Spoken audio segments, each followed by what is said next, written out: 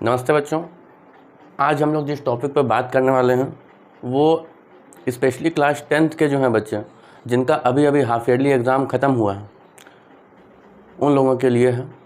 सबसे इम्पॉर्टेंट चीज़ है, 10th board आपकी लाइफ की पहली डिग्री होती है। अगर उसमें अच्छा नंबर नहीं आता है तो हमको उसका आजीवन अफसोस होता है। अभी का समय ऐसा है कि आप सभी का हाफ ईयरली एग्ज़ाम ख़त्म हो चुका है। हाफ ईयरली एग्ज़ाम हो चुका है ख़त्म, दिन बचे हैं बहुत कम। अब अगर अच्छा नंबर नहीं आएगा तो घर वाले बजाएंगे आपका बाजा, और अगर अच्छा नंबर लाए तो फोड़ोगे अपने टैलेंट का बम। तो आपको तय करना है कि आपको अपने टैलेंट का बम फोड़ना है कि घर वालों से बाजा बजवाना है। ठीक, तो हम लोग अभी फ़िलहाल ये देखते हैं कि हाफ ईयरली हो चुका है। हमारे पास गिनती के अक्टूबर, नवंबर, दिसंबर, जनवरी, फरवरी, मार्च में तो एग्ज़ाम ही होता है बोल दो, तो करीब 5 मंथ के आसपास हमारे पास समय है। अब उसमें हमको करना क्या है, तो सबसे पहले हम इसमें जो है स्पेशली 5 टिप्स को देखते हैं। उसके बाद मैं ये बताऊंगा कि आपको पढ़ना कैसे है, कौन सी बुक से पढ़ना है, और उसके बाद हम लोग ये देखेंगे कि अच्छा नंबर कैसे लाना है। ठीक, तो पहले हम लोग जो मेन फोकस करते हैं, क्योंकि आपका एग्ज़ाम हो चुका है, तो पहली चीज़ जो आपका पढ़ने का पहला स्टार्टिंग टिप है कि पहला टिप कि अपना गोल सेट कीजिए। Set your goal. पहला चीज़ है कि अपना गोल सेट कीजिए कि आपका गोल क्या है, आपका गोल कितने परसेंट का है। आपको अगर 80% चाहिए, 85% चाहिए, 90% चाहिए, 95% चाहिए। मैं एक आपको मतलब जनरल आइडिया दे रहा हूँ। सेट कीजिए अपना गोल 95% के लिए। कितने परसेंट के लिए? 95% के लिए अपना गोल सेट कीजिए। सेकेंड थिंग आपका है कि आज अभी इसी वक्त से अपने लिए एक टाइम टेबल बना लीजिए। क्या है? Make time table. उस टाइम टेबल में मेन फोकस सोना, घूमना, खाना, पॉटी करना ये सब नहीं होना चाहिए। उसमें मेन फोकस होना चाहिए 6 घंटे स्टडी का। आपके टाइम टेबल में स्कूल और कोचिंग को माइनस करने के बाद 6 घंटा का समय बचना चाहिए जो आपकी सेल्फ स्टडी के लिए होना चाहिए। क्या रखना है हमको? 6 आवर्स हमको स्टडी के लिए उसमें टाइम टेबल में निकालना है, 6 आवर्स। ठीक, उसमें आपका स्कूल और कोचिंग इंक्लूड नहीं होना चाहिए कि हमने जो है 6 घंटे का स्कूल किया, उसके बाद 4 घंटे की कोचिंग करी तो हम 10 घंटे पढ़ लिए। ऐसे करके हम अपने आप को धोखा देते हैं, और वही धोखा फिर हमको 10th बोर्ड में मिल जाता है। उसके बाद मार्कशीट ख़राब हो जाती है, उसके बाद घर वाले बाजा बजाते हैं। ठीक ठीक, अगला चीज़ है सेल्फ स्टडी 100%। सेल्फ स्टडी 100% का मतलब ये नहीं है कि आप स्कूल और कोचिंग छोड़ दें। सेल्फ स्टडी 100% का मतलब है कि हमें खुद से पढ़ना शुरू करना पड़ेगा, हमें अपने लिए पढ़ना शुरू करना पड़ेगा। अभी तक हमें क्या लगता था कि अगर टीचर हमको होमवर्क दे रहा है तो हम पढ़ेंगे, स्कूल वाला अच्छा पढ़ाएगा तो हम पढ़ेंगे, कोचिंग वाला अच्छा पढ़ाएगा तो हम पढ़ेंगे। 10th बोर्ड में ये चीज़ काम नहीं आती। एक बात का आप लोग सबसे इम्पॉर्टेंट ध्यान रखें कि अच्छा पढ़ाने से अच्छे नंबर नहीं आते, सिर्फ अच्छा पढ़ने से आपके अच्छे मार्क्स आएंगे। तो इस बात को अपने दिल में गांठ बांध के रखिए, क्योंकि अगर 10th बोर्ड में कम नंबर आया तो आप किसी टीचर को ब्लेम भी नहीं कर सकते कि हाँ ये अच्छा नहीं पढ़ाया, ये स्कूल में ये टीचर अच्छा नहीं पढ़ाया, ये कोचिंग में ये टीचर अच्छा नहीं पढ़ाया तो हमारा अच्छा नंबर नहीं आया। नहीं, आप अपनी मार्कशीट को कहीं भी लेके जाएंगे तो केवल और केवल पहली उंगली आपके तरफ उठेगी कि आपने अच्छे से मेहनत नहीं करी, आपने अच्छा नहीं पढ़ा, इसीलिए आपके कम नंबर आए। तो हमको इसमें यह देखना है कि सेल्फ स्टडी हम जब भी करें उसको 100% करें। ठीक है। चौथी चीज़ जो मेरा चौथा टिप है कि 10th क्लास में आ जाते हैं, हमारे फ्रेंड बनने लगते हैं, फ्रेंडवा बनने लगते हैं, फ्रेंड भी बनने लगते हैं। ठीक है, मानता हूँ ऐसी एज है, लेकिन अभी हमको कोई भी न्यू फ्रेंड नहीं बनाना है। मैं ये नहीं बोलता कि जो आपके पुराने फ्रेंड हैं उनसे आप क्या करो, फ्रेंडशिप तोड़ दो, नहीं। लेकिन अभी कोशिश करो कि ये 5-6 महीने कोई भी नए फ्रेंड आप मत बनाओ। ये सिर्फ आपका ध्यान भटकाने के काम आएंगे और किसी काम नहीं आएंगे। और जो हमारे पहले के भी फ्रेंड हैं उनसे थोड़ा सा डिस्टेंस हमको मेंटेन करना है, क्योंकि हमारे पास का पूरा समय इस वक्त पढ़ाई के लिए है। ये हमारी 10th बोर्ड की अंतिम लड़ाई है। क्लास 1 से लेके हमने पढ़ना स्टार्ट किया था, आज हम 10th में हैं। अपने लाइफ की पहली डिग्री, 10th को पहली डिग्री बोलते हैं, उसके लिए लड़ रहे हैं, कोशिश कर रहे हैं, पढ़ रहे हैं। इसमें कोई भी बीच में नहीं आना चाहिए, हमारी दोस्ती भी नहीं आना चाहिए बीच में, ठीक है। तो मेरा चौथा टिप है कि आप अभी फ़िलहाल कोई भी अपने नए फ्रेंड ना बनाएं, ठीक है। और पांचवा, don't see the book, study the book. ये हमारे सोसाइटी का एक सबसे कड़वा सच है कि बहुत सारे बच्चे बुक खोल के बैठे रहते हैं। पेरेंट्स सोचते हाँ कितना पढ़ रहा मेरा बच्चा, ये बच्चा तो बड़े होके न्यूटन बन जाएगा, आइंस्टाइन बन जाएगा। और बच्चा केवल बुक को लेकर देखता रहता है, उसका माइंड कहीं और घास चरने घूमता रहता है। हमें वो काम नहीं करना है। हमें ये करना है कि बुक अगर खुल रही है तो वो देखने के लिए नहीं, बल्कि वो पढ़ने के लिए, स्टडी करने के लिए, उसके ऊपर मेहनत करने के लिए खुले। केवल बुक खोल के देखना, ये आप अपने आप को सबसे बड़ा धोखा दे रहे हैं। अपने पेरेंट्स को धोखा दे रहे हैं, अपने टीचर्स को धोखा दे रहे हैं, सबको धोखा दे रहे हैं बुक खोल के सिर्फ बैठे रहने का। ये चीज़ आपको चेंज करना पड़ेगा इसी 6 महीने में। आज अभी इसी वक्त से ये चीज़ आपको अपने दिल में गांठ बांध लो कि हमको बुक खोल के तो बैठना ही नहीं है। हमको सीधा, अगर बुक खुल रही है तो उसमें से हमको पढ़ना है, मतलब हमको उसमें से याद करना है, उसमें से हमको सॉल्व करना है, ठीक है।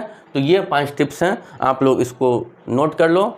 इसके बाद मैं आप लोगों को ये बताऊंगा कि कौन से सब्जेक्ट के लिए कौन सी बुक सही है और किस बुक से पढ़ने पे आपका अच्छा नंबर आ जाएगा।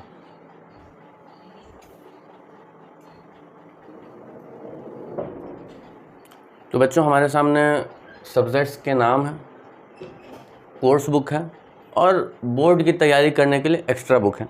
वैसे तो लोग जनरली इसको नहीं बोलते हैं कि हाँ ये बुक पढ़ो, ये बुक मत पढ़ो, लेकिन मेरा ये मानना है कि अगर हम लोग युद्ध करने जा रहे हैं और हमारे पास हथियार भी हों और मॉडर्न वेपन भी हो, ये एनसीईआरटी बुक क्या है, आपकी हथियार हैं, और अच्छे हथियार, मॉडर्न वेपन, वो ये सारी बुक्स हैं।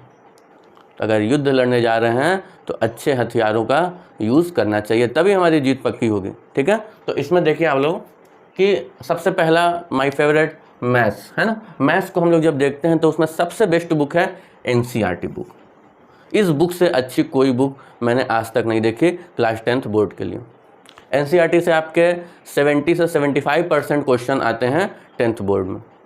मैंने मतलब 25 साल का जो है पूरा पेपर देखा है, एनसीईआरटी से ही आते हैं क्वेश्चंस। उसके बाद इसके लिए आप लोगों के पास एनसीईआरटी तो बुक होगी ही, आप लोग साथ में आरडी शर्मा की बुक 10th की आती है मैथ्स के लिए, आरडी शर्मा की बुक लेंगे।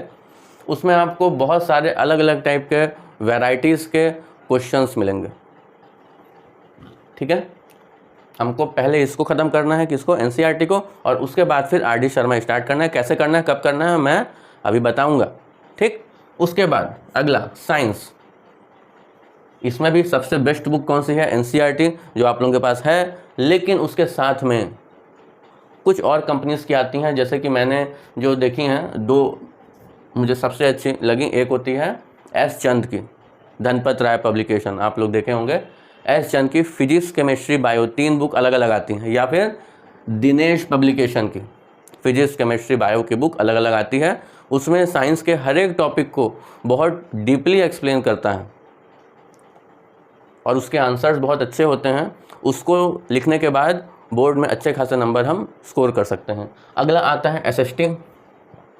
एसएसटी में हिस्ट्री बहुत लेंदी होता है, बहुत टफ होता है, सब लोग ये बात बोलते हैं। तो वो तो ठीक है, आपको उसके लिए एनसीईआरटी के ऊपर ही आपको 100% डिपेंड रहना पड़ेगा।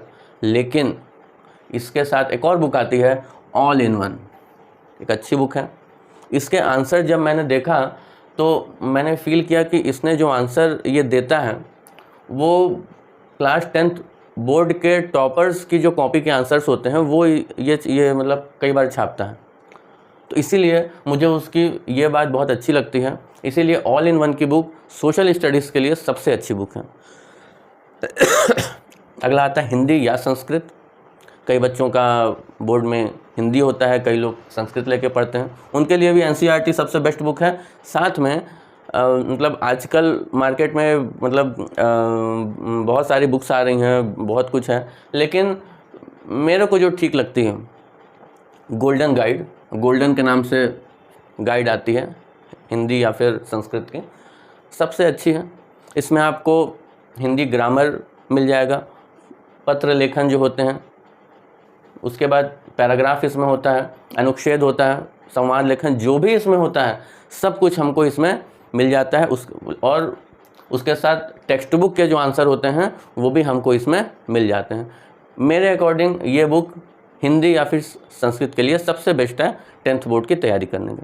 अगला हम last but not the least English को देखते हैं। इसमें भी सबसे इम्पॉर्टेंट इसकी जो आती हैं एनसीईआरटी बुक्स हैं, और इसके साथ भी गोल्डन गाइड आती है। बहुत ही अच्छी गाइड है, बहुत ही ज़्यादा अच्छी गाइड है इंग्लिश के लिए। इसमें आपका सारा सिलेबस वो एक मोटी सी बुक में कवर कर देता है, जो आने वाला है एग्ज़ाम में सारा कुछ इसमें होता है। तो ये बुक बहुत अच्छी है। उसी के साथ हमको कुछ एक्स्ट्रा भी लेना चाहिए, जैसे कि हमें 5 इयर्स का प्रीवियस बोर्ड पेपर मार्केट में आते हैं। 5 इयर्स के प्रीवियस बोर्ड मतलब पुराने 5 सालों के जो पेपर होते हैं उसको हमको लेना चाहिए। प्लस उसके साथ सैम्पल पेपर्स भी आते हैं। कम से कम हमको 20 सैम्पल पेपर कोई ऐसी बुक आती होगी जिसमें 20 या उससे ज़्यादा सैम्पल पेपर हों, वैसी बुक हमको ख़रीदना चाहिए। और कम से कम 2 अलग अलग कंपनीज़ की बुक हमें ख़रीदना चाहिए, जिससे ये जो हमारा 20 है वो 2 बुक के हिसाब से कम 40 सैम्पल पेपर हमारे हाथ में आ जाएं। ठीक है, अब इसके लिए मैंने कंपनीज़ दी हुई हैं। ओसवाल की है कंपनी, उसके बाद अरिहंत के सैम्पल पेपर्स आते हैं, उसके बाद गोल्डन के आते हैं, एलिगेंट के आते हैं, वो सब आप लोग ले सकते हैं। अब जो हमको करना है वो हम देखते हैं। ठीक, अभी अक्टूबर चल रहा है, नवंबर तक, अप टू नवंबर अगर मैं देखूं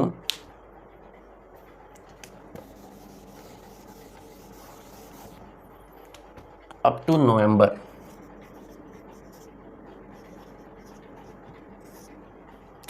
हमें सारी एनसीईआरटी बुक कंप्लीट कर लेना है। ठीक है, हमें सारी की सारी एनसीईआरटी बुक कम से कम 2 बार कंप्लीट कर लेना है। ठीक है, क्या होगा, complete all NCERT books 2 times. All NCERT means all subject के। ये जो 5 एनसीईआरटी बुक हैं ये हमको 30 नवंबर तक, सिलेबस हुआ हो चाहे ना हुआ हो, आपको मैंने क्या बोला, सेल्फ स्टडी इज़ मस्ट। हमको अपने से करते जाना है और 30 नवंबर तक आपको सारी एनसीईआरटी बुक कम से कम 2 बार कंप्लीट कर लेना है। जैसे कि मैथ्स की है, आपको 2 बार उसको सॉल्व कर लेना है। साइंस की बुक में जो भी चीज़ें हैं उसको आपको अच्छे से समझ के लर्न कर लेना है। और एसएसटी की बुक, उसको भी आपको क्या कर लेना है, अच्छे से पढ़ना है, समझना है। 2 बार हिंदी इंग्लिश, इसको भी आपका 30 नवंबर तक एनसीईआरटी का काम पूरा तमाम हो जाना चाहिए। ठीक है, एनसीईआरटी आपको अच्छे से याद हो जाना चाहिए, समझ में आ जाना चाहिए, कंठस्थ हो जाना चाहिए। ठीक है, अब बात करते हैं दिसंबर तक। दिसंबर प्लस जनवरी, इन 2 महीने में हमको क्या करना है। इन 2 महीने में हमको जो रेफरेंस बुक है इस साइड की, आर.डी. शर्मा साइंस की जो बुक है, एसएसटी की बुक है, हिंदी की बुक है, इंग्लिश की बुक है, इन सबको हमको 2 बार कंप्लीट कर लेना है। 2 महीने का टाइम है, बहुत टाइम होता है 2 महीने का। इसमें हमको सारी एक्स्ट्रा बुक्स कंप्लीट कर लेना है। Complete all extra books 2 times. ये सारी बुक्स हमको 2 बार कंप्लीट कर लेना है। आर.डी. शर्मा मानता हूँ थोड़ी सी मोटी होती है, बहुत टफ होती है, उसमें क्वेश्चन ज़्यादा हैं, लेकिन अगर आप हर दिन अपने लिए 6 घंटे सेल्फ स्टडी का दोगे तो ये काम आपके लिए बहुत आसान हो जाएगा। ठीक है, अगला है कि फरवरी मंथ में आपको क्या करना है, क्योंकि मार्च में क्या हो जाएगा, आपका एग्ज़ाम लगभग स्टार्ट हो जाएगा। तो मार्च में फेब प्लस मार्च, जब तक हमको वो एग्ज़ाम की डेट नहीं आती तब तक का है कि हमको ये जो हमने सैम्पल पेपर लिए हैं इनको एक दिन में 2 सैम्पल पेपर सॉल्व करने हैं। Means daily 2 sample papers plus previous year paper.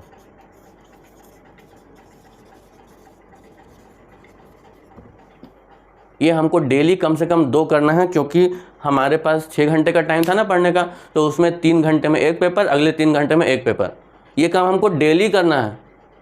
अगर जो हमने सैम्पल पेपर परचेस किए हैं वो हमारे ख़त्म हो जाते हैं, ये आपका 22 या 40 और 5 और 45 हमारे जो पेपर्स हैं वो ख़त्म हो जाते हैं, मार्केट जाएंगे और पेपर आपको ख़रीद कर ले आने हैं।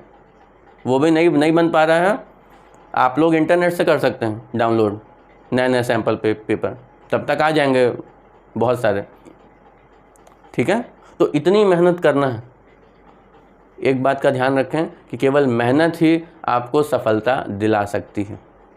हार्डवर्क प्लस मैंने जो आपको स्मार्ट वर्क करने बोला, ये 2 चीज़ हार्डवर्क प्लस स्मार्ट वर्क ही आपको अच्छा रिजल्ट दिला सकती है। जैसा मैंने कहा है, अगर आप लोग वैसा पढ़ेंगे तो यकीन मानिए आपका 95% से ऊपर आएगा।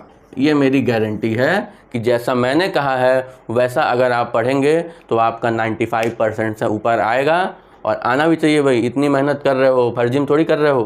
ठीक है, मैं आप लोगों को क्लास 10th के बारे में टाइम टू टाइम अलग अलग वीडियो से क्या करते रहूँगा, सिखाते रहूँगा, मोटिवेट करते रहूँगा, पढ़ाते रहूँगा।